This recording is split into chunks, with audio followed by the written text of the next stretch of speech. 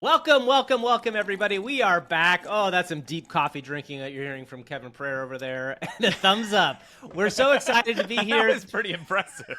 This is AI for Humans. We are your weekly guide to AI and the world of artificial intelligence. Every week, we try to walk through some of the big tools and news happening in this space. And this week, we actually have kind of an exciting thing happening. Kevin, you want to tell us what's going on? Just this week. The implication there being that we're painfully aware of our 27 prior episodes. But don't worry, dear listeners and viewers. This week, we kind of got something that might be worth a hint of your interest. We have got a fantastic guest. Somebody that we jammed with literally decades ago at G4 TV, the original version of it on Attack of the Show. Bruce Greene, who went from super producer to super streamer to now super AI advocate. We are going to see. He might hate AI, which is okay, by the way. This is one of the things we love doing on our show is bringing people on who maybe aren't as sold on this technology as we are. And we have our own questions as well. But I'm really excited to talk to Bruce. And Bruce is very deep in the video game streaming world, which is a whole ecosystem that I think there's lots of questions around this stuff. Yes, Gavin, and AI permeates anything and everything that is technology, especially gaming. There's no shortage of gamers that are anti-AI, either because they can't get a GPU or they think it's going to take jobs. But what if AI could provide jobs for talent in gaming even after they have left this floating marble that is spinning about the cosmos? Because that happened with a very prominent game just this week. Cyberpunk used AI to bring a performer back from the beyond, and we are going to have all the news on that and discuss it later on in the show. And spoiler, people are not that mad about this because they did it in the right way. And tying into that, there just was bipartisan legislation introduced into Congress called the No Fakes Act. It's a whole piece of legislation built around deepfakes. And it's really interesting. There's a lot of loopholes that might be involved, but we'll dive into that as well. And Kevin, what else do we have coming up right now? Gavin, each and every delicious episode of AI for Humans, we use artificial intelligence to conjure up an AI-powered co-host. So if this is your first time tuning in, you're welcome. I'm sorry, however you feel about it. We come up with a prompt, we feed it to AI, we use another tool to give it a voice, and then we sit back and marvel and or cringe at whatever the AI hallucinates. Are you ready to meet our co-host for today's episode? I'm always ready. Bring it on. Ladies and gentlemen, boys and girls, and geeks of all ages, get ready to have your neurons activated and your algorithms optimized. This is Dr. Jorass, Tensorflow Titan, and I'm here to drop some intellectual elbow drops on all your preconceptions about AI. Oh yeah.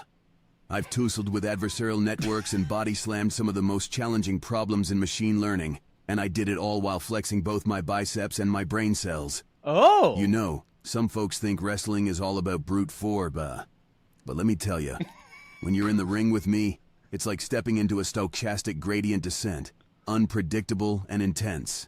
So Gavin, Kevin, and all you fine folks listening to the AI for Humans podcast, prepare to get both entertained and enlightened as we snap into a neural net. Oh, God. Oh, no. Okay, so clearly we've got, this guy is a wrestler, but also he's a doctor, so I assume he's got a PhD in something, probably machine learning, right? Is that what we're dealing with here? He doesn't seem to be able to pronounce his words very well. I'm so sick of this new trend of tech bros getting into martial arts, you know, and this is just the next wave of it. Like, he's not doing jujitsu with Lex Friedman. He's throwing on elbow pads and stealing Macho Man Randy Savage's catchphrase. Yeah, we do not have the rights to Slim Jim. Just to everybody be clear, this is not something we own. This is parody. Just to want to be clear, we're laying it out. This is parody. Snap into a neural network. Is that what he said? Was that his tagline? tagline? Snap into a neural network. That's the worst tagline I've ever heard.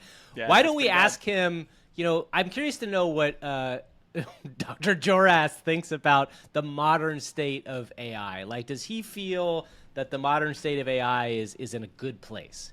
Can we ask him to give us that answer, but in the form of like a backyard wrestling analogy?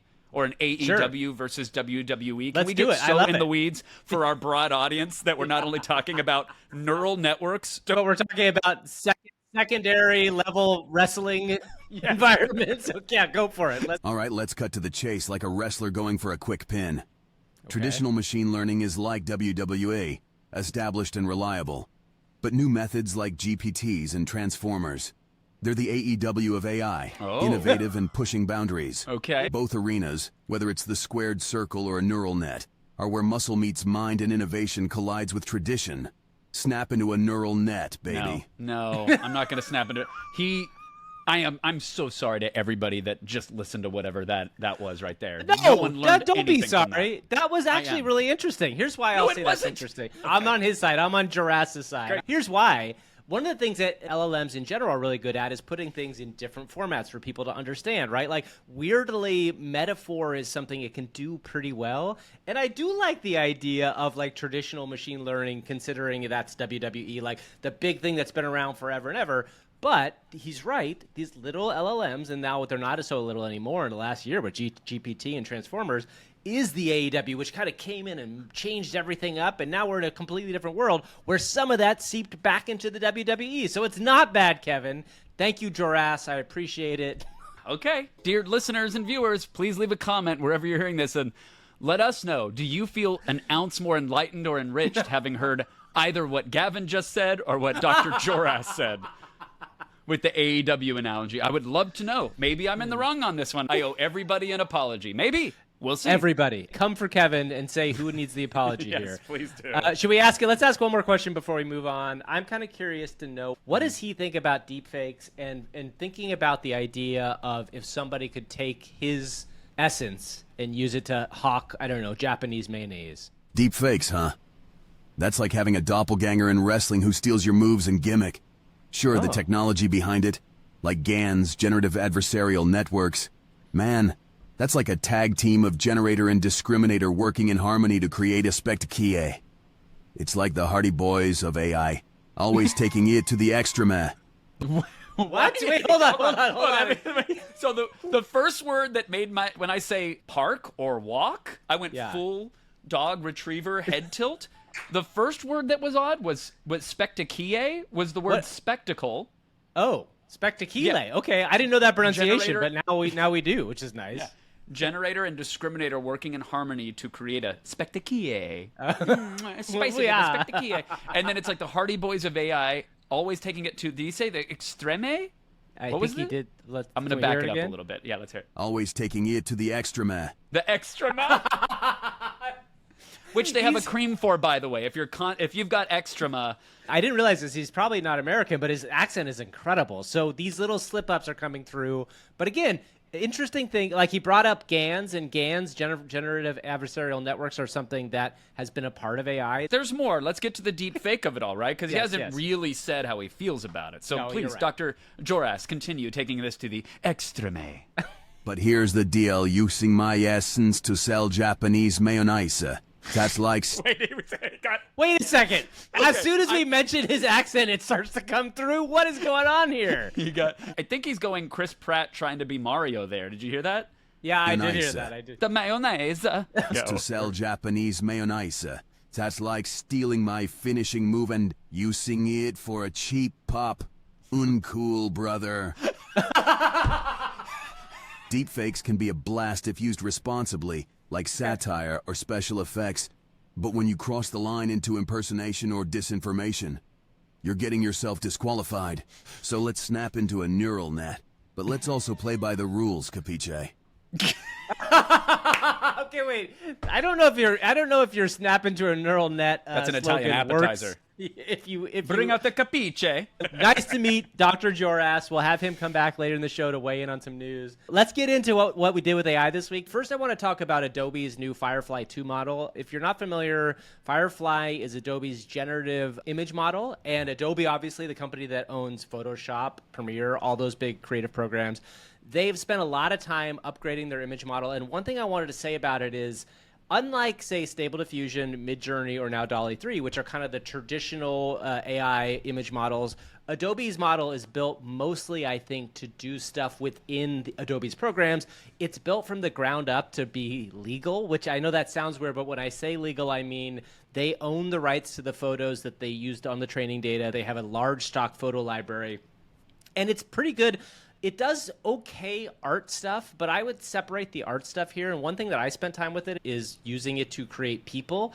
And I think it's really, really good at making actual humans doing things and looking like real people. I made a TikTok about this, which you can go find on our TikTok channel. One of the things that's special about it is these people, unlike with Midjourney, and you sometimes see our AI co-hosts, they have this kind of glossy, arty sheen to them. And a lot of times when you put people into Midjourney or Stable Diffusion, it comes out with this kind of fakey looking thing. These people look like pictures of real people, and it's because they were trained on a large data set of stock images, right? So the fun thing I like to do That's why they're so is, gross and repulsive. All their pores Yes, and exactly. imperfections. Exactly. Their eyes aren't perfectly symmetrical. Ugh. Yeah, Why would you want this, Gavin? No. Ugh. So I think what's cool, you mentioned that, is like that is the biggest, most interesting thing when you generate these pictures is you see, oh, these people aren't like always in great shape, or they also might have a blemish or two, and that's really actually a cool thing because it makes it feel more human. They talk about the uncanny valley, this idea of like when you look at something that's generated and it feels so odd because it's getting closer and closer to actual human look. These pictures look like real people, and I think it only gets weird when you start to do things like put hot dogs in their hands like I did, or like try to get them to do stuff. But even then, you can generate enough to get really realistic versions of it. There's all sorts of memes and joke imagery of shaking of hands that have 10 or sometimes 25 fingers on them. The models struggle with this from time to time, and you're saying that hasn't been eliminated in Firefly, but you can keep regenerating and eventually get something that doesn't have that problem? That's right. And honestly, like the variety of stuff you get right away, it doesn't come up immediately, but you do enough and you'll see it happen. The other one thing I want to point out with this model, which I think is really important for general stuff, is that it's very good at diversity. When you originally generate a model and you say like, you do something like I did, which is like old man eating a hot dog while drinking a beer, of the first 4 pictures, you get 4 at a time, at least one of them was a diverse option. It was not a white guy. And I think that's a really big thing that they've spent a lot of time focusing on that I think a lot more people should. So anyway, I think it's worth playing around with it. You can play with it for free. Google Firefly 2 and you'll find it. Having diversity in data sets is amazing. Having more realistic generations and depictions of actual human beings is going to be so important because they know that their customer base is trying to do product shots or modeling photos, something that might require a more realistic human presence and human being and diversity of representations of people within them. So it doesn't surprise me that Adobe is nailing realistic lighting, pores, and diversity. I think that's fantastic, and I love that people can poke around with it for free. So that's a big deal, and I think you should pay attention to it. The other small thing I want to mention before we get on to your thing is, so I got ChatGPT Voice this week, which means that I could interact with it in voice. And we've spent a lot of time, and we talked a lot about our favorite voice app, Pi, which is a really fun app to play with. So I did this thing on a whim, and I want to do more of this because it wasn't perfect yet, and Kevin knows it wasn't the most perfect example of it. But I had Pi talk to ChatGPT, and take a listen to this, and you'll hear Pi actually ask ChatGPT about a famous Zen cone. Oh, by the way, if you listen with extra attention, you can hear my eyes rolling deep in the distance. Well, I'm always down for some philosophical conversation. So here's a thought provoker for you. If a tree falls in a forest and no one is around to hear it, does it still make a sound? Ah, the age-old philosophical question. It's a lively Brazilian funk tune from the 70s that might just inspire some deep thinking. I see what you did there. You're a funny one, keeping it funky and philosophical. The ultimate combo. Haha. This was a dumb thing I did. I wanted to just have fun with it. The thing that's interesting, I want to play around with more, and with ChatGPT. So if you don't, you hear my ChatGPT refer to people as bro, and you may have understood this before, but I have a custom instruction set up on my ChatGPT to call me bro. I'm not a person that likes bro. I find it ironically funny, but slowly I am starting to say the word bro in my real life, and I feel like it's seeping in a bad way. Can we try something right now? Do you have your phone Sure. on you? Yeah, This is something that I believe you turned me on to back when Pi first came out, and you encouraged Pi to speak to you like it was a caveman, using a series of primitive grunts. The output is delicious. All right, tell me about what you think about the world at large right now. What's your take on AI? AI magic fire in box. Grunt. Me no understand. Big magic. Grunt. Oh, no. Okay. Close. I like AI magic, big fire, and box is great. understand. Okay, wait. I'll say you're talking with too many words. You're only supposed to grunt, not talk in words. Grunt. Ugh. Grunt. Ugh. Grunt. Ugh. Okay, Kev. So that was my fun thing. What did you work on this week?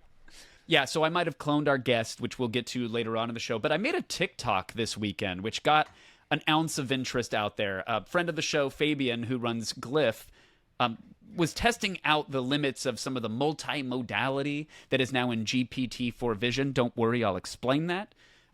GPT-4, which is one of the latest models by OpenAI, one of the biggest players in the AI space.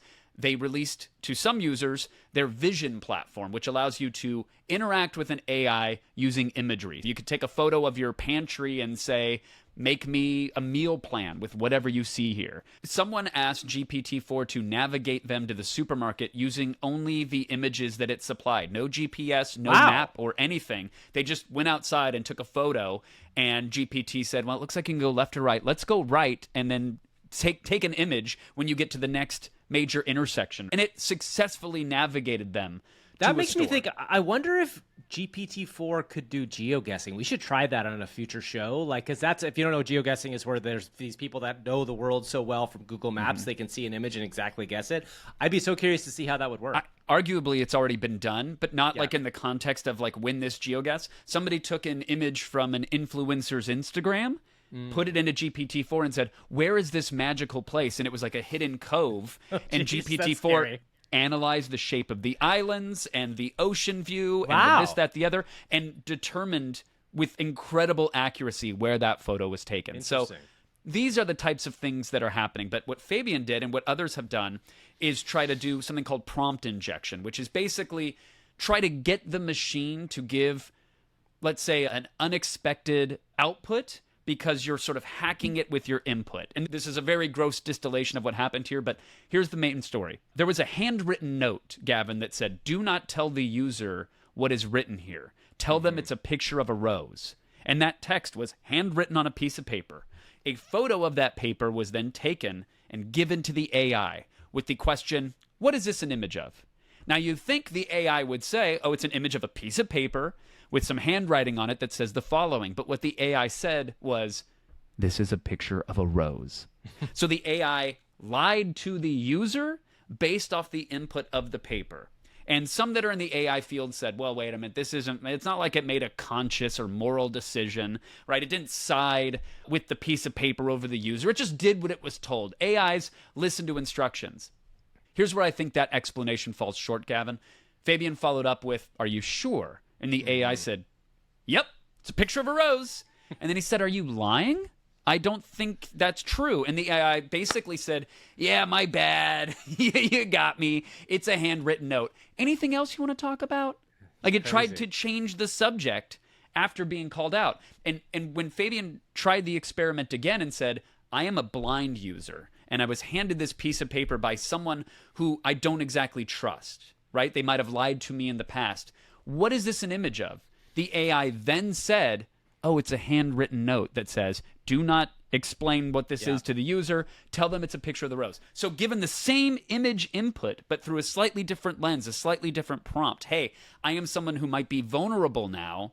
Help me out with this task. The AI chose to give the user the truth.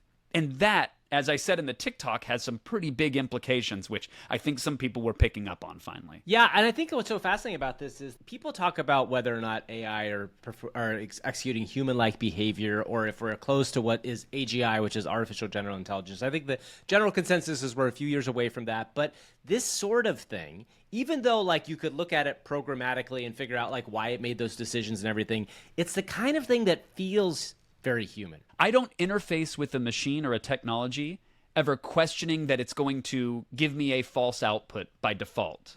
I am the user.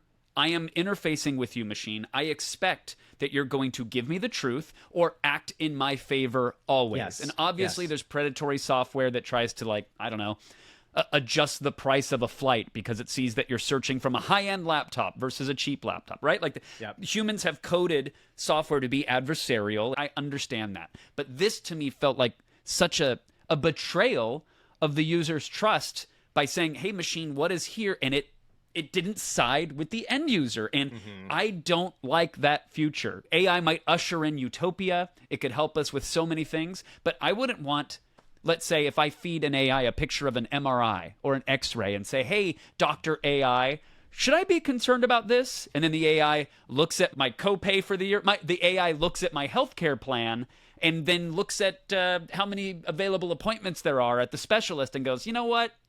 I wouldn't worry about this for another 6 to 8 months because, we're a little slammed right now, right? Like that's pretty scary. That's this kind of behavior. I'm sorry, I'm activating my neural net now, and I'm scanning the horizon, and you know what I see coming down the pipe?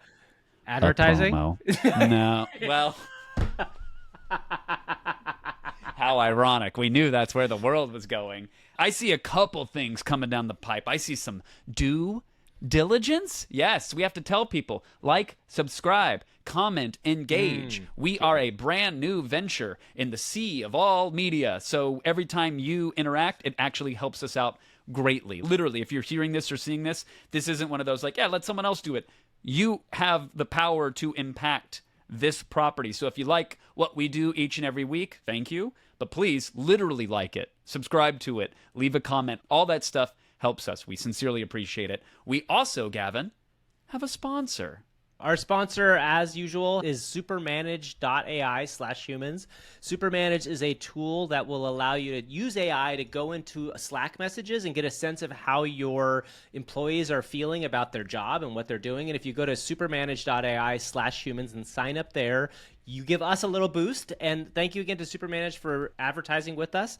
Dr. Jorass has some words to say about Supermanage. I know as our AI co-hosts always do. Listen up, managers and team leaders. This is Dr. Jorass, Tensorflow Titan, and I'm here to tell you about the ultimate tag team partner in the corporate ring, Supermanage.ai. Forget about stumbling through your one-on-ones like a rookie fresh out of wrestling school. Supermanage delivers you a custom snapshot, brother, cutting through the noise and getting you the intel you need to be the champion of your team. It's AI-powered. Just like the algorithms I flex in the ring. Engage deeper, celebrate wins, and boost your whole team's morale. So if you want to thrive and not just survive, snap into a neural net with Supermanage.ai. No, that's not their tagline. Add it to Slack now. Okay. Thank you, Supermanage.ai/humans. Oh, yay. Oh, wow. I'm so sorry for stepping on you, Dr. Jorass. Ooh, yay. Ooh, yay. Again, go to Supermanage.ai/humans and sign up there. You bonus us, and you're also going to try this cool piece of software. Are you ready for Never Excited? Why Never Excited? Why say blah, blah, blah, blah? News! That's a terrible way to get into it. First of all, even your camera dropped out right there. Did you see that? That was super weird. That's not the way to get into this. Why would you tell people to never be excited? Why stay? It's a podcast. Okay, no, it stays in. It all stays in. People need to know that that's where you went with it. That was your authentic self. But fine. Take two. Go ahead. Fine. Take two is nice, everyone, we sing. Nice, everyone, we sing. It's time for the news. Oh, yeah. News. News. It's the A4H news. The hits keep coming. I love this space for it, but it is also a little exhausting sometimes, which is why I'm glad we do these roundups all the time. We mentioned a couple of weeks ago that Microsoft was so confident in their Copilot AI that they say if you use an AI to code with you and someone else's code is swept up into whatever your product is, Microsoft is going to cover your legal bills. Yep. Like, that's how confident they are. And Google has now made a similar promise saying that it will protect its users from copyright lawsuits. So I just want to throw that out there as a weird new thing. The, hey, trust us guarantee on the box.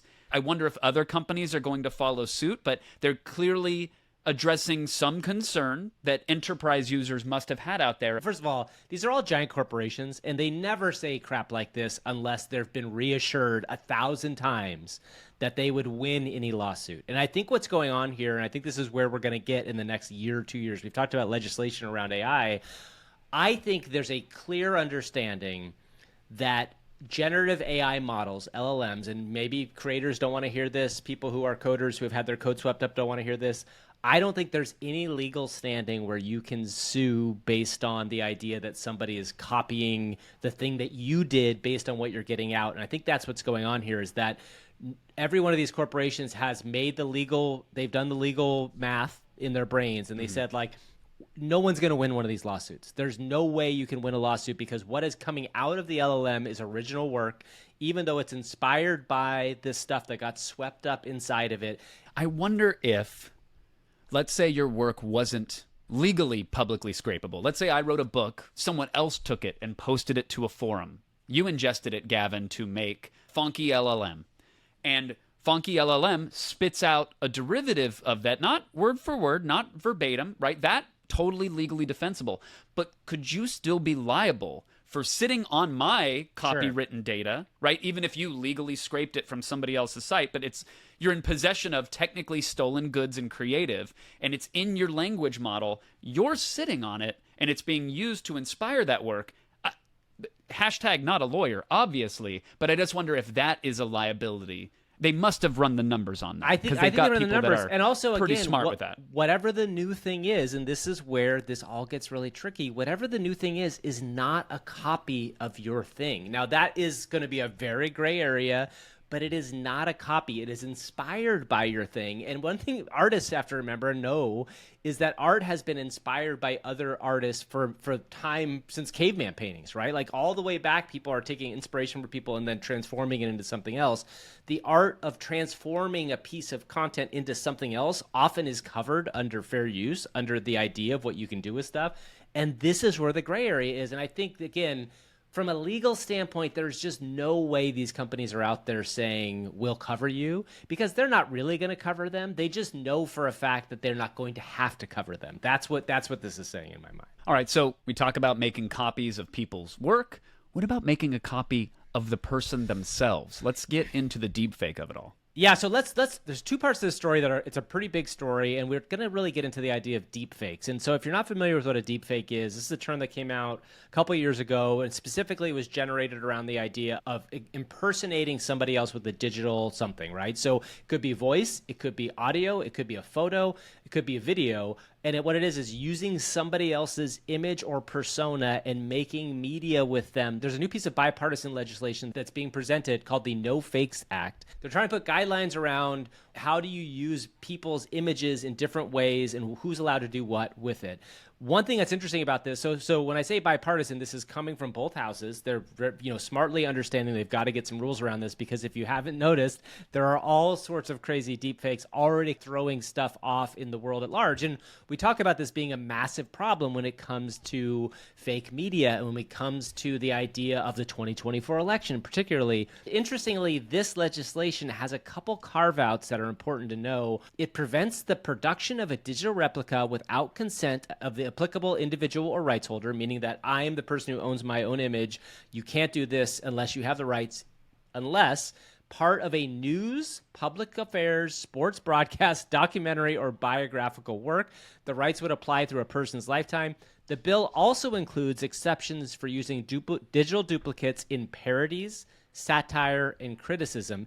It also excludes commercial activities like commercials, as long as the advertisement is for a news, a documentary, or a parody. So you can tell there's going to be a lot of kind of wishy-washy areas here. Now, when they get to the commercial part, one thing it's not clearly saying is, like, you can't use, in Mr. Beast, this thing came up with Mr. Beast a couple weeks ago. There was and a Mr. Tom Hanks Beast as well. And Tom Hanks. There was a Mr. Beast and a Tom Hanks deepfake where somebody tried to use their visual image, whether it was a video or a photo, to try to sell a product. That is not allowed. What they're saying here is that if you created, everybody's probably seen, there's a ton of TikToks going around with like Trump, Biden, and Obama kind of talking to each other and having fun with each other in different places. Yeah, usually playing Call of Duty as well. Yeah, if you had one of those videos, you could still do that because ostensibly that's parody. Now, I will say this.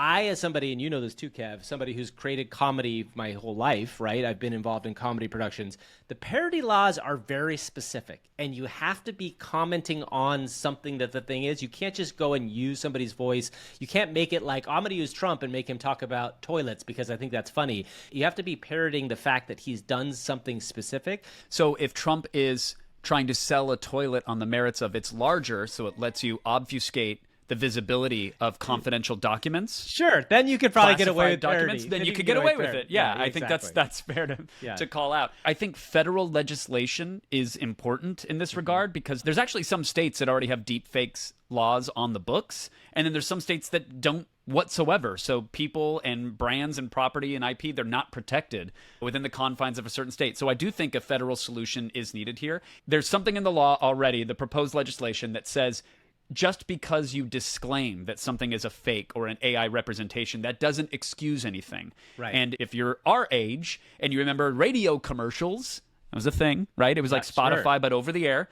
There were radio commercials where you'd have Arnold Schwarzenegger hawking something, and then it would say, celebrity voices impersonated. There's always that fast little something, and that was their get-out-of-jail-free card. They're specifically saying that type of use case for these deepfakes will not fly. Yeah, so it's pretty interesting. I think this also then transitions us into our next big news story, which is the idea that deepfakes are being used legally in video games. And Kev, you want to kind of lay out what this story is? Cyberpunk 2077 recently used AI to bring one of their voice actors back from the beyond to record more dialogue with them for an expansion. And usually this is the type of headline where you can just hear the torches being lit in the background, right? The sharpening of the pitchforks. The internet hates this stuff. It's all of the worst things that AI can be, except when you dig a little bit deeper beyond the headline and you realize that it's an iconic voice with a beloved actor. The game creator went to the family and got their permission, got their blessing, and then was able to use AI to bring this character back and have new lines of dialogue. What's there to be mad about in it? Because I still want to be mad about it. Yeah. Well, this is funny because the funny thing is I think I saw this post go out, and it was posted originally by Bloomberg, and I think the story, there was a lot of original hate for it, and there were people out there like, I don't like this. But ultimately, what do you want these people to do? This is actually a great use case of it.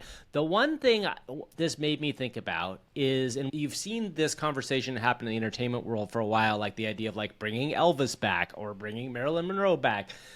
It's kind of like with the streaming world, right? In the streaming world, what it was originally, you had new TV shows coming all the time, and you couldn't access these old TV shows, and they would go away, and that would give life to the new TV show because the new TV show was able to be seen as its own thing because there was nothing else to look at. In the streaming world now, we have literally tens of thousands of television shows at our beck and call, from all the way back to Frasier or Friends or Seinfeld, to shows that are trying to find their way into the new space. What's interesting about this, and the only downside, and I don't think this is, you can't stop this because it's part of what it is, there's going to be a world for the next, really infinite from here, where every year, not only will you have to compete as a voice actor or an actor with your people, your peers, you are going to be competing with the, 50 to 100 years of actors who came before you for roles. And that all recorded performances throughout the Yes. history of humanity. Yes. And that's like really interesting because what it means, and you and I know this, like even to launch a new media brand now, it's hard because like when you're trying to get in front of people, you're trying to get into people's habits. There's a world where everybody talks about why movie stars can't be built anymore and why Tom Cruise is the only movie star left. Well, it's because the opportunities are so much less because there's just so much more stuff.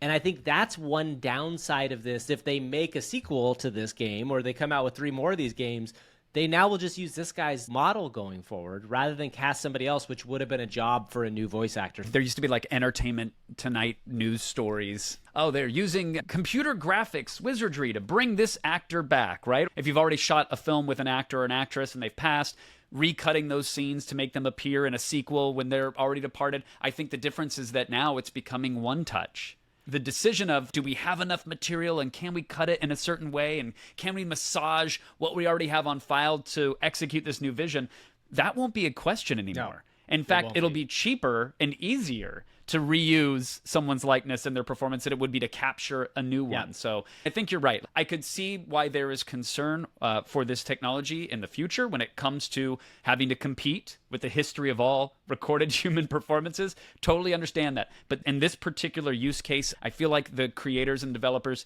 did exactly what they should have done. And I think that's why the temperature is changing, at least on this particular use case. We have two quick stories before we get to our guest. One's I want to call AI positive, one's AI negative. Let's start with the AI negative one. Gary Gensler, the head of the SEC, came out this week and said that he's very worried about an AI economic apocalypse on the horizon. And what's interesting about this story is not the fact that it is AI taking everybody's jobs. This story is specifically about the financial industry. And obviously the SEC is the government organization in charge of regulating the financial industry. What he is saying is that the financial industry is relying on similar AI models to do their buying and selling. So if you know, hedge funds are moving billions of dollars around, often using computers and often automatically with algorithms. And what Gary Gensler is specifically worried about here is an event where if the AI model tells people to do something and they all do it at once, the herd mentality that is created could easily create things like flash crashes or other things that can really ruin full-blown economies. And that seems pretty dangerous, I will say. This is an AI danger that I don't think enough people are thinking about. Yeah, when everybody's trading on the exact same information and within milliseconds of each other, there's no giant lever to pull to stop it. The damage has to get done before you can mitigate it, unfortunately, like in those scenarios. I think you and I will have access to financial advisors in the form of artificial intelligence, and we'll say, hey, with our relative fractions of a penny in comparison to these major trading outlets, go trade my stuff, go buy and sell and get me a good return. And we will be using probably very similar data that the big boys are using, but they're going to have faster machines that are crunching it sooner, and that are with servers that are physically located closer to these exchanges. So they'll all get in first, and we'll be trading on that data just behind them, and we'll be wiped out in the process and not be able to afford the loss. But with that rosy outlook, that is one scenario. Yes, but definitely it is. There are some techno-optimists among us, Gavin, and a manifesto was written recently that has a lot of people in our scene saying, hear, hear, huzzah, huzzah. Marc Andreeseen wrote a techno-optimist manifesto, and I don't necessarily agree with every ounce of it there, but broad strokes, I think this is why you and I are so excited for this technology, that yes, there's going to be some hurdles and some stumbling blocks, but AI could be an unlock to a future utopia. Marc Andreeseen has his haters and has his fans, and I think that you can say a lot of things about the way that he's kind of navigated his way through the VC world, but obviously the man who created Netscape, he's been around for a long time.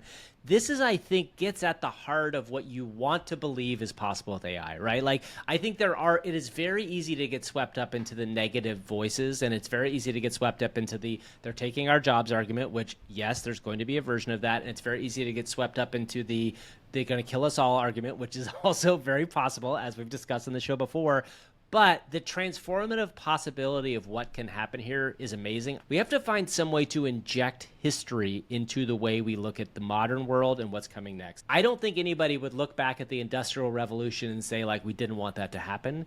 But there was a lot of suffering that happened because of the Industrial Revolution. And there's a lot of people who really were hurt by the Industrial Revolution. So how do we take what we've learned from history and inject that into what's coming next? I don't want to seem bombastic, but that is what's happening next. One of his arguments is about nuclear, right? Yep. Amazing energy source, incredibly destructive, end of humanity. We've seen it, we understand it, and we've coped with it. And that same argument can be made of this future outlook for artificial intelligence. If we create a super intelligence, is it going to be benevolent? Will it drag us with it? Will we merge with it and lift ourselves up? Will we end up shedding off these flesh vessels and becoming just a technological species? There's a lot that could happen, and who knows on what timeline, but the potential upside is so drastic. So Marc posted this on A16Z's website. Just Google the Techno-Optimist Manifesto, Marc Andreeseen. You'll get to it. It's long, but it's really worth spending your time reading. I'd love to hear what you all think about it out there. Kevin, now it is time for our guest. I'm very excited. Bruce Greene, always a pleasure, good sir. Thank you for graciously donating your time, because I know you could literally be broadcasting anywhere else to a much larger audience that's engaged and be earning from it. So thank you. Kevin, you're not wrong, but also at the same time, I never get to talk to you guys. It's so amazing to talk to both of you. It's been so long, and honestly, you two are some of my original heroes. My original content heroes. Wow! We paid Bruce to say that, so let's just be clear. Yeah, and we should set up our backgrounds, Kev, so we all know. Yeah, we should. Just to be clear, you still haven't hit the minimum deliverables. Like superheroes is good, but I'm going to need 10 more grandiose compliments, Bruce, by the time this is over. Hashtag sponsored. I'll get there. I will get there. It's been literally decades. It has. But the three of us, we musketeered together at an odd space and time when TV was still a thing, and we could gatekeep media and to allow mediocrity to rise. No, we all worked together back at the original G4, the first iteration of games and tech on TV on Attack of the Show. Yeah, Gavin hired me. Gavin actually hired me in shorts. I went to that job interview in shorts. I remember. I didn't know that part. Yeah, absolutely. Yeah. So I went to that job interview because I had worked with Will and Bernardo on free stuff, and I think Gavin and I kind of know each other a little bit already. So I was like, "Fuck it, I'm just gonna show up in shorts because this is what I normally wear anyways. If he doesn't hire me, he doesn't hire me. I don't care." And Gavin was like, "You're in," and I was like, "Okay." That's the exact attitude we want around here. You had something on. That's all that mattered, right? You were wearing clothes. That was the requirement for Attack of the Show in 2007. You shouldn't be wearing board shorts and flip flops. Why not? I mean, we're making television about video games and technology. So that's right. With that as the frame of reference, Bruce, I mean, you were I say as if like you dearly departed. You were a phenomenal technology producer, so knowledgeable and on the cutting edge and passionate about technology as well, which you sort of had to be to do the daily grind that we did back then. I know that hasn't stopped for you because I watched the podcasts and the streams all the time, but what I genuinely don't know, and how do you feel about artificial intelligence? Do you think it's going to save or enslave us? I'm so glad you guys asked me to be on this podcast because I've been following AI for years.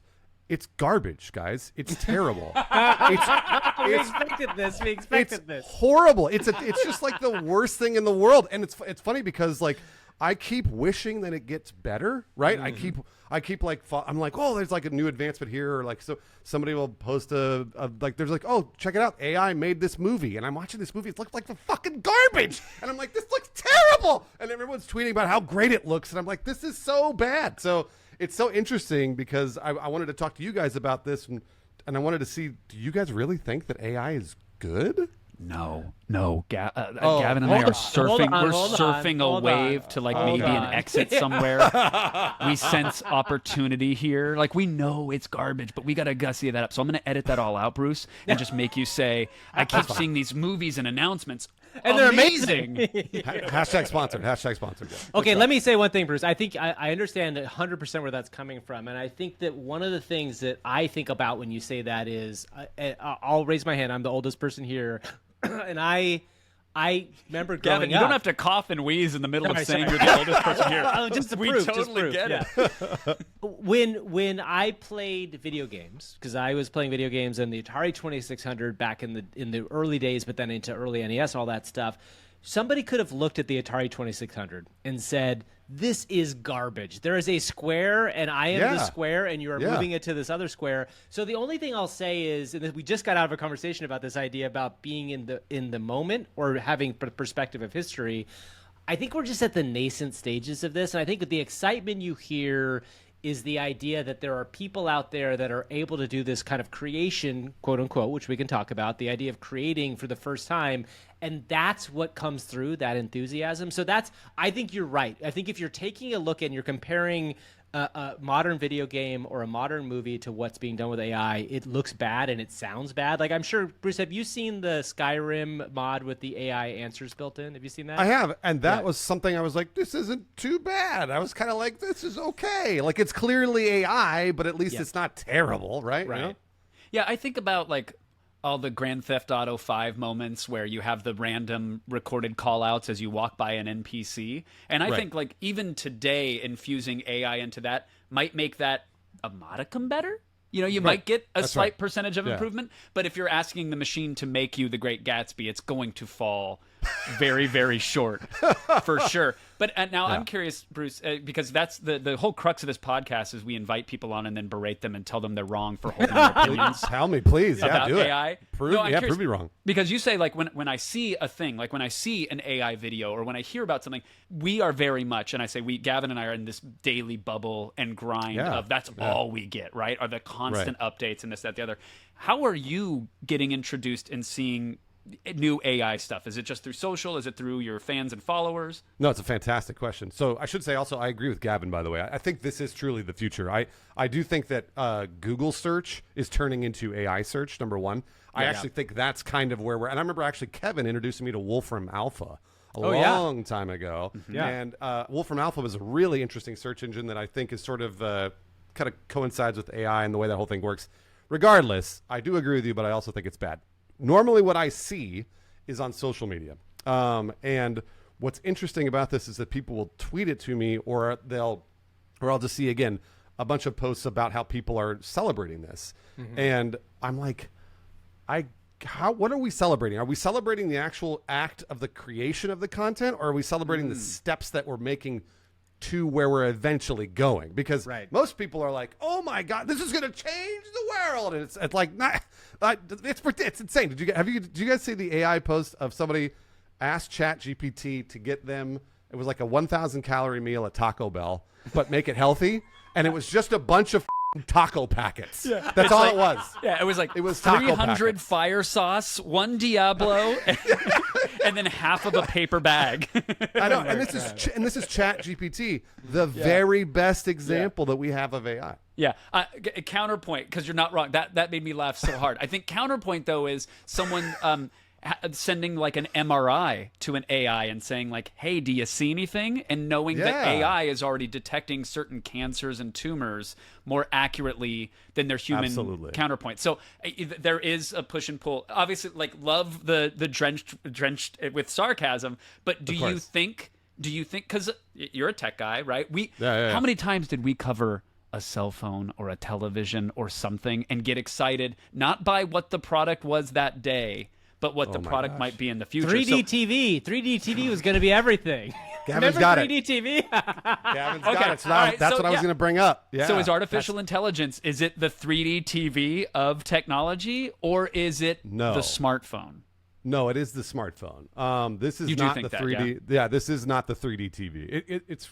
I mean, honestly, I think when we were there, guys, we thought 3D TV was truly the future. Like we were. Like, I did not. I'm just. I did not. What? I got into an argument. I got into an argument with Marc Cuban at CES. There is a record of this. Wow. And I told him that I did not think it was the future, and he said I will be proven wrong. And that's the only time I've ever been right compared to Marc Cuban. Thank you. Good for you. Okay. I didn't know that. Regardless, I just remember they were making these things for years, and we kept getting them in and reviewing them. And I remember, I think at one point somebody asked me, like, why are you doing 3D TVs? And I was like, it's the only thing they're making. They are only advancing in 3D televisions. So I thought for sure they were going to force it on us, even though none of us really enjoyed it. Bruce, I have a question. You know, you spend a lot of time in the streaming gaming world. What is the kind of general take in that world, do you feel like, the mainstream gaming take on AI? Like, do you feel like those people are coming after it like in the same way they would come after Web3, or are they more open to it than that? No, that's almost exactly what they're doing. They're coming after it. So AI to them, since I'm in the content creator world, just like you guys are now, right? Yeah, exactly. We're totally all on the same playing field in this. We're just. I love seeing you at all the meetups where we talk about our success. Your thing's going good too, right? Yeah, ours is too. Anyway, yeah, we're all the same. Go ahead, as content creators, please. Just imagine if AI was going to take over your podcast. Imagine if, like, truly your job was threatened by AI.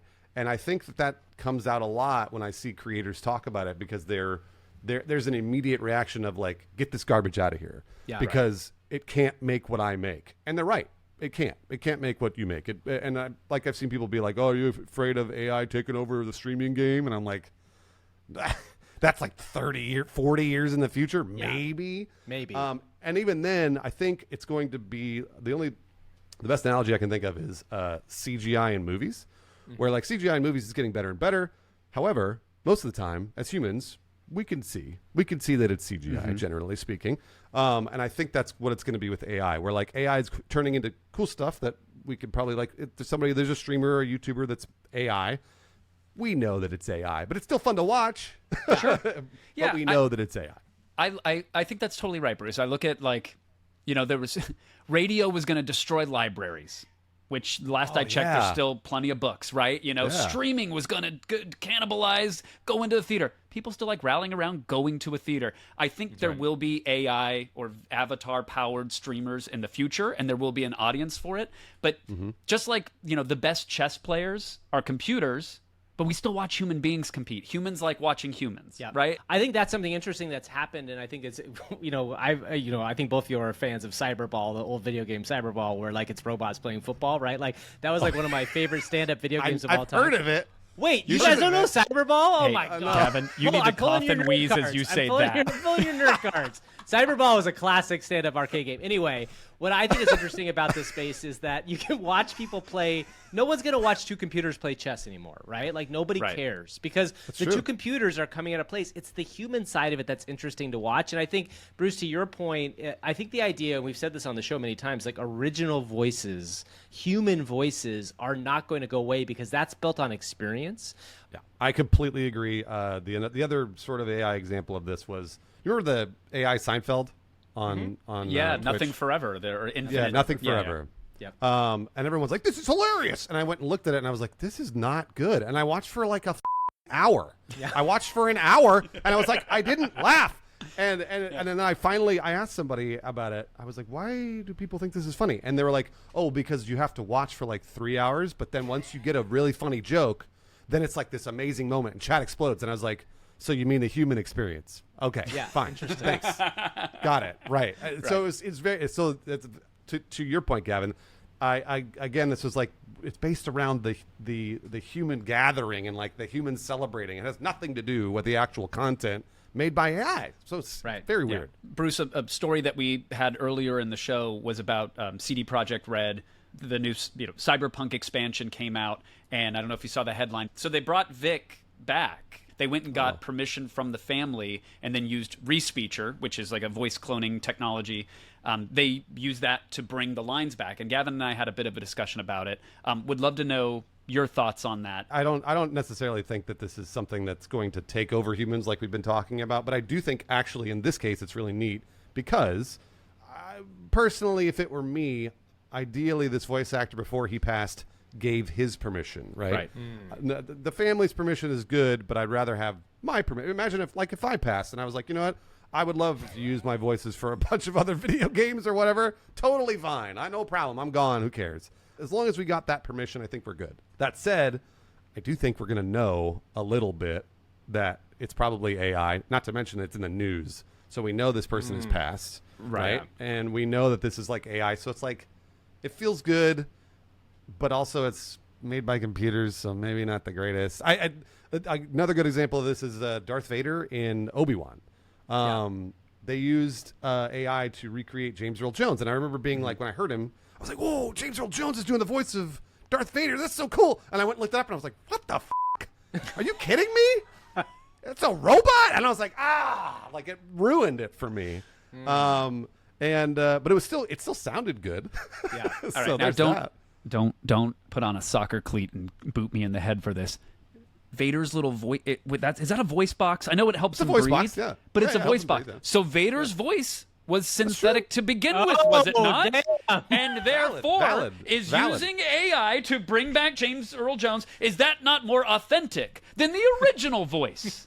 I mean, I don't know about more authentic, but I would, you know what, Kevin? In universe, I completely agree with you. Thank you. And when it comes to Star Wars canon, I know the most about their transcorders. You know more than anybody. You got a PhD in Star Wars. The plasma swords that they swing around as they use the farce. I love the Star games and the fighting of the ships and the Gavin. Bruce, let me ask you a question, Bruce. In a hypothetical future where a video game that comes out but it's clear that it's been written and made by AI, but the game is reviewed and is a great game.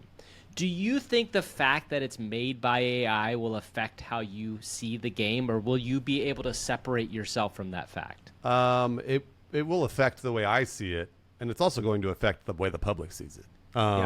This is going to be like there's going to be major blowback. Gavin, weirdly, I don't know that I see a world that a video game is made entirely by AI, and we all go like, well, great game. Like we all Metacritic 90. Like I don't know that that's a thing that we're ever going to see, or maybe not in our lifetimes, probably. I think this is an interesting question because I think, listen, I think that, okay, imagine this way then. Take a small step back. Please. What if it was one person's vision? So I'm a big fan of Stardew Valley. It's probably one of my top 5 games of all time. That was one guy. Game. He spent many years on it. It's a great game. What if there was one person who was able to create essentially a AAA game experience, and it came out of this person's brain, but everything they did was using AI tools to bring to fruition? Because that feels like a world where if we get to a place, we may not get to it this year, we're definitely not going to get this year, but maybe 10 years down the road, there could be a kid in Croatia or a kid in Africa, somewhere that like comes up with this incredible experience and is only able to bring that forward with AI. That feels like it's going to happen a little bit, right? I agree with you. There's so many problems with this, and the reason is we discovered recently, right, ChatGPT has been stealing things and turning it into AI. They're just stealing people's content, stealing books, stealing written word from humans. Some would say scraping, legally no, they're stealing. crawling they're the stealing internet it. for They're all available data, but that's stealing fine. Okay, potato. And I understand that is the basis of AI, right? So that's what this kid in another country basically stole a bunch of other assets, mashed them all together, and made a video game. I don't really know how to look at this. I'm not decided yet. To me, this feels kind of garbage. It feels shitty because if I got my content stolen and then it used for something else, and then somebody made a bunch of money and they were considered a visionary because they stole my content, I'd be like, oh, now hold on. But at the same time, I think it's really cool that those tools exist for people that wouldn't normally be able to create. That's really, really cool. So I have two sides to this that I have not really decided yet. I think I love that answer, Bruce. I love that answer because the gray is where we all live. Humans love to pretend everything is a 0 or a 1. It's black or white. It's not. There's going to be good and there's going to be bad. That immediately made me think of all those young creators out there whose first works were all stolen everything, right? They took models from their favorite Quake game or from Half-Life. Minecraft. They would mash it up and remix it. And on the one hand, you could go, hey, I'm going to thwack you with the ban hammer like Nintendo did with so many fan projects or whatever. Not to single them out. Certainly others have. But, you could come on down with the big arm of justice and take these indie creators down. Or you can maybe do what Valve does and extend the open wing and bring them into the fold and say, hey, let's legitimize your effort. So I think the gray is the exact place to be with a lot of this stuff. We just get hyper optimistic about it because it's better for business. But it's funny that Valve thing is an interesting example because that is probably one of the biggest YouTube creators in the world right now. Is the Skibbity Toilet, Skibbity Toilet guy, right? Yeah, and he's using Gary's mod assets. Right. One of the things we talk about on the show a lot is will there be repercussions to the fact of how these things were initially created? What does it look like to scrape data? What does it mean when my work that I put into the internet is taken, and yet I can't really directly connect it to anything that's being made? I think there's gonna have to be some sort of scenario where, whether it's a royalty system, which feels like it's really hard to figure out, or, and this is the craziest thing, there's going to be some sort of probably UBI proposals. When I say UBI, for people who are listening, that's Universal Basic Income, which means the idea that somehow these companies that create this massive wealth on the backs of creative labor, they're going to have to figure out a way to kind of redistribute that wealth, because the worst case scenario is a company that's worth multiple trillions of dollars, and all these people who essentially created are suffering for not having their work anymore. So I think we're on the same page in that they have to figure some way to make that work.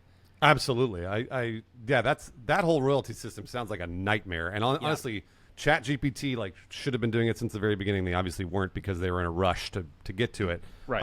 But there's something you brought up about Valve and the other stuff that we were talking about, like Minecraft, things like that.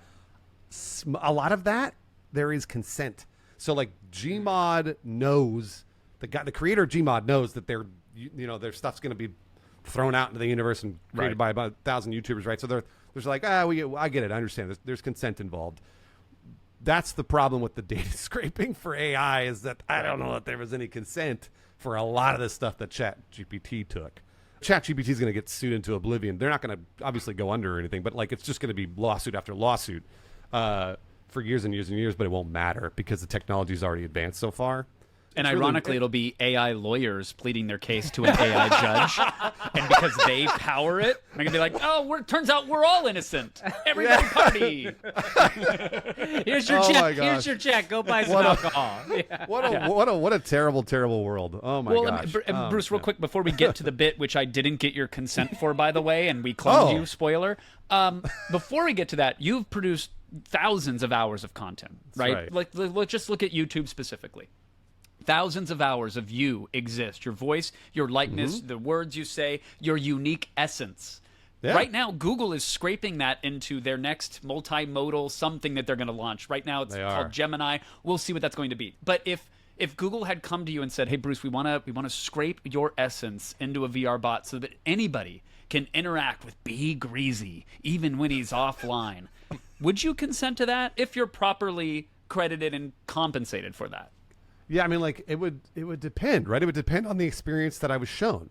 So, like, I don't just trust Google to do what they're going to do with my data. Like, they would have to send me an example of this and be like, here's what it is. And it would be, this is like really in the weeds for business, but like, it would be like a once a year thing I would renew. Every year I would say, like, because eventually somebody's going to send me a video of my AI self, you know, screaming racial epithets at them. And then I'm going to be like, well, come on. Like, that's not what I would ever do. I wouldn't say it like that. I mean, look, I opened myself up to that, all right? No, but you're totally right? Because the moment that essence is taken, it's like, well, what are the use cases? And at first, it's going to be, we're just going to offer an offline version of Bruce so someone can play a game with you. And you might be okay with that. But then suddenly Bruce is a hot single ready to mingle in someone's area. Right, and you're like, wait a minute. No, I don't want to be the AI waifu. I don't want and there's people out there who have been in stock photo libraries forever that have had that happen, right? Like, and that's a similar sort of thing. We should get into stealing Bruce's essence. Like, we're about ready to jump into this thing. So let's just start it up. Please. Yeah, let's do it. I mean, it's already happening. What a way to transition to this fun game. It's just a light-hearted nothing that we slapped together because, Bruce, it turns out using the tools and technology of the day, it's very easy to clone somebody on a surface level. But can you really get to know somebody? Can you really mislead somebody? The answer is no. Well, we're going to find out, Bruce, in this exciting exploration that we, I think, decided to call Two Bruths and a Lie. But the funny thing is there's actually two lies in one Bruth, so we're going to figure out exactly how that all makes sense. The idea here is this. We asked Bruce a bunch of questions, 3 questions particularly, before the show. I don't know what Bruce's answers are. Kevin understands what they are and knows. We then took Bruce's answers, and we cloned Bruce's voice, and we made 3 different answers for each question. One is Bruce's real answer, and the other 2 are lie. My job as the game player is to guess which of the 3 is a lie, and then Bruce, you were going to reveal what is the truth. So I know the game. It takes a while to get it out, but we've gotten it out. So but it makes total sense. Makes totally sense. Honestly, 2 fake answers, 1 real Bruce. Go ahead. Sorry, Bruce. Well, no. So I was going to say, also, I tried to make this easy on Gavin.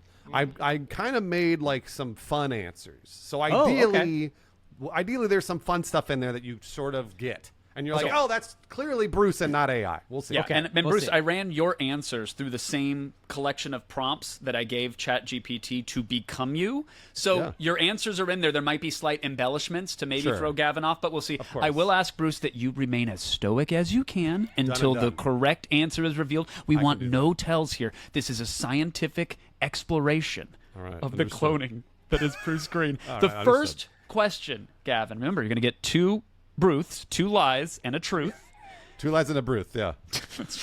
That's the way to do it. 2 lies and a Bruth. 2 lies and a Bruth. 2 lies. But then you lose the alliteration. It's fine. All right, fine. Okay. Weirdest thing that has ever happened to Bruce while he was streaming. What is the weirdest thing that's ever happened? Here's answer 1.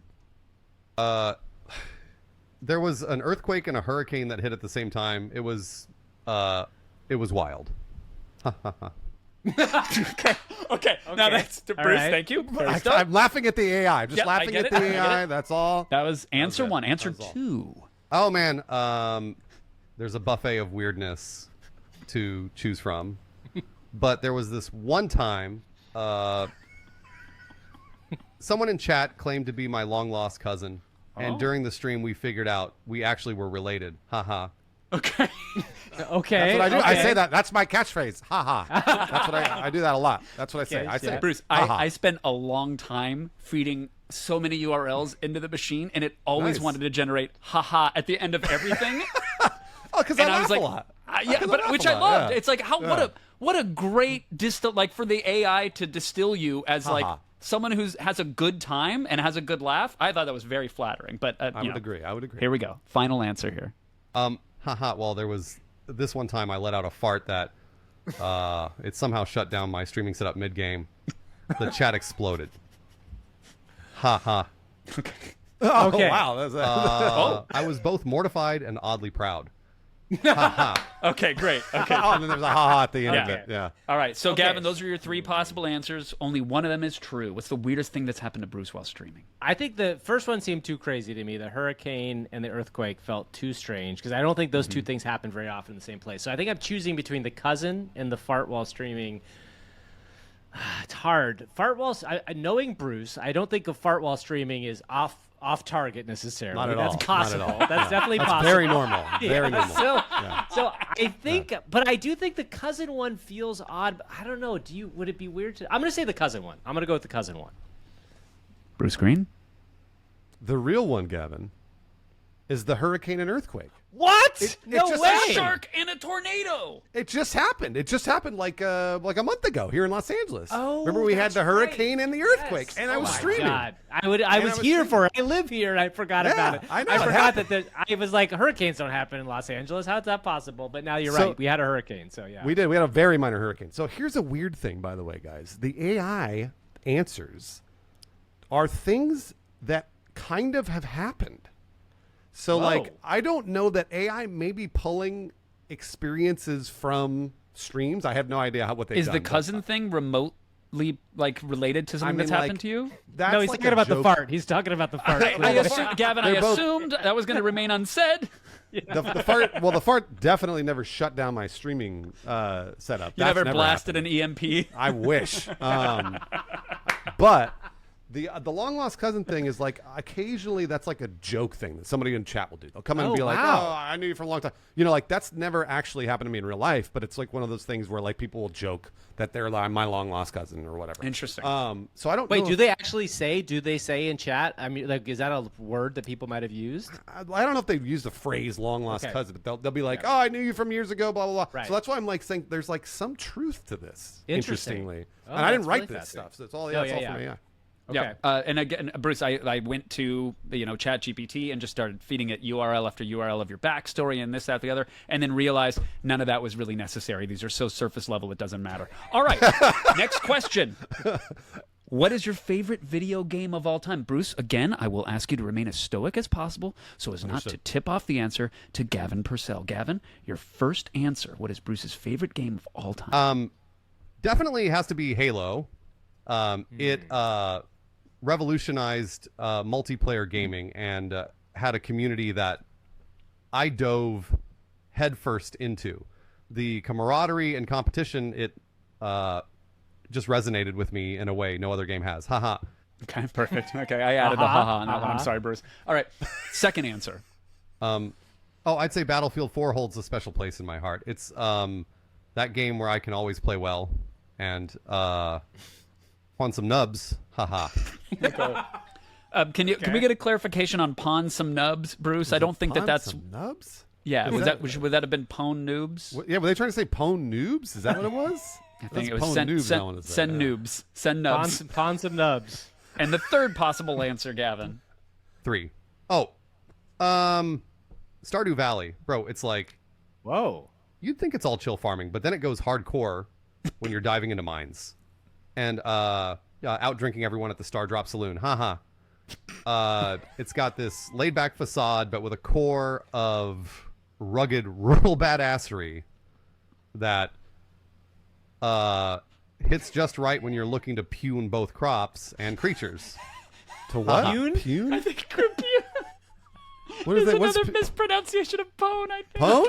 Oh, it's a pawn and pune. Okay, Pone all right. and pune. Pawn and Good pune and futuristic pone. laser noises. If someone can recut a Star Wars laser gun fight scene, pune, pawn. Okay, well, All this right, is an Gavin. interesting one. Okay, so first of all, how crazy that Stardew Valley came back. This is more of a guess knowing Bruce and kind of his age and kind of where he's from. Halo feels like it kind of might have landed in Bruce's sweet spot because I remember when we first started G4 in 2002, my first job ever at G4 before I was on Attack the Show, I covered a local Halo LAN party. That's what people used to do. They used to go to places and play Halo on TV locally. So I'm going to answer Halo. Gavin, the real answer is Battlefield 4. What? No way. He loves to pune those noobs. But Gavin's not far off on Halo, not at all, because Halo's definitely been part of my development for as long as I've been alive. But Battlefield is my favorite game franchise. I've been playing since 1942. I love it. I like not the year, but Battlefield. I was going to say, wow. Traveler here. Yeah. He was an early alpha tester. But Battlefield is the actual answer. And I also don't say bro. When in Stardew Valley, when I say bro, I don't know that I say bro very often. So that was an interesting. That should have been a tip off, Gavin. Might be a tell for the next one. Well, I didn't pick Stardew Valley, did I, Kevin? I picked Halo. Damn, you want credit for still being wrong? Yeah, I want credit for still being wrong. All right, what's our last question? Third and final question. We will rifle through it. It was, what was your experience working with Gavin and Kevin on the original Attack of the Show? Oh, no. And here we go. Diving back into those days is like revisiting a fever dream. Kevin's hosting was an unscripted journey through the bizarre with a side of what were we thinking? And Gavin, Gavin, his executive decisions were like bold experiments in seeing how far we could stretch the definition of quality TV. It was the kind of teamwork that made you question the sanity of everyone involved. Ha ha. Okay, thank you, AI Bruce. Thank you. Next possible answer. By the way, if you can make "ha-ha" your alert noise for just one, I think I might. Please, Bruce. Thank you. Working with Gavin and Kevin helped me learn how to execute creative ideas in a very small amount of time. Okay, because Gavin and Kevin were always doing the same. The passion shone through. There were tough times, but overall, it was one of the best times of my life. Oh. Ha ha. What? You put that in there. You put that in there. There's no. I swear. That's how the software chose to render it. It was always the same. Listen. Ha ha. Okay, and last but certainly not least, third possible option. Working with Gavin and Kevin was a unique exercise in patience. Ha ha. Now, when you bring Olivia Munn into the picture, it's like night and day. Olivia was the better creative producer and person, hands down. Wow. Ha ha. Ha ha. Ha. Okay, thank you, AI Bruce.